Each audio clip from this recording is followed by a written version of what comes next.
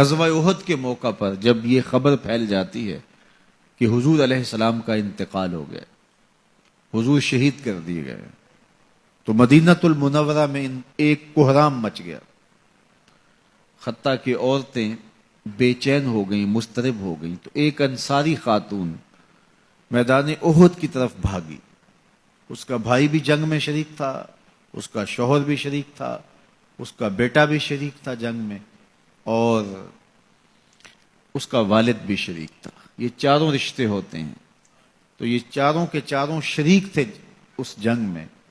تو جب یہ خبر پھیلی کہ حضور شہید کر دیے گئے ہیں، تو اس حالت کے اندر وہ عجیب اضطراب کے عالم میں دوڑتی ہوئی احد کے مقام پہ پہنچتی ہے، تو راستے کے اندر اس کے بھائی کی لاش پڑی تھی، اس کے باپ کی لاش پڑی تھی، اس کے شوہر کی لاش پڑی تھی، اس کے بیٹے کی لاش پڑی تھی، اور وہ چاروں لاشوں کے قریب سے گزر گئی اور وہ پہچان بھی نہیں پائی۔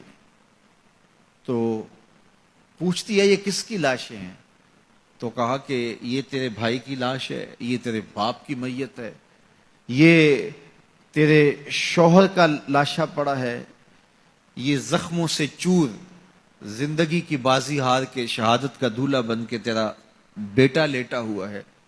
تو وہ کہنے لگی کہ مجھے یہ بتاؤ میرے حضور کیسے ہیں، مجھے یہ بتاؤ میرے حضور کیسے ہیں۔ تو لوگوں نے کہا کہ حضور خیریت سے ہیں۔ تو کہا مجھے چین نہیں آئے گا جب تک حضور علیہ الصلوۃ والسلام کو دیکھ نہیں لیتی۔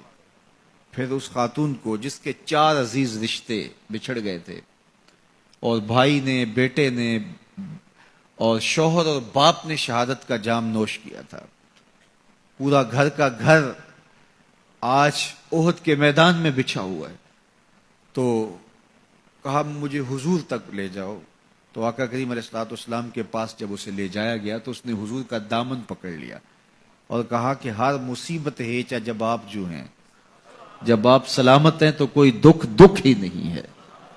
تو ان کی یہ محبت اور ان کا یہ پیار دیکھنے کو نصیب ہوتا ہے، ورنہ ایسے مواقع پہ جب اتنے عزیز رشتے بچھڑ جائیں تو پھر اپنے جذبات پہ کون قابو رکھ پاتا ہے اور کون کسی کو یاد رکھتا ہے۔ لیکن ان کی محبت بڑھی ہوئی تھی ہر رشتے سے آگے، اور ہر عزیز، ہر رشتے دار، کائنات کی ہر شے سے زیادہ وہ حضور علیہ السلام سے پیار کرتے تھے۔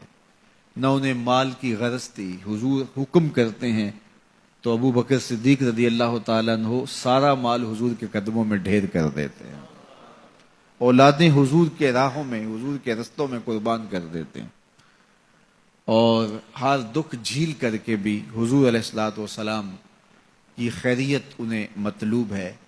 اس کے لیے جو بھی قربانی دینا پڑے وہ اس کے لیے اپنے آپ کو آمادہ پاتے ہیں۔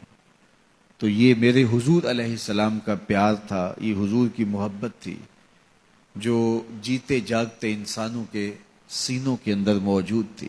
جیتے جاگتے انسان تو کسی سے پیار کرتے ہی کرتے ہیں، لیکن کائنات نے یہ منظر نہیں دیکھا ہوگا کہ جانور بھی کسی سے پیار کریں۔ حضور علیہ الصلوۃ والسلام کے گھر میں ایک پرندہ تھا۔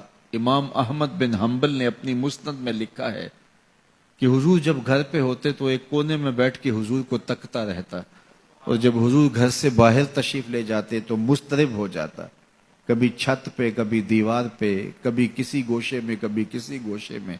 جب حضور دوبارہ گھر تشریف لاتے تو سکون سے ایک کونے میں بیٹھ کے حضور کو دیکھتا رہتا، اس کے دکھی دل کو قرار آ جاتا۔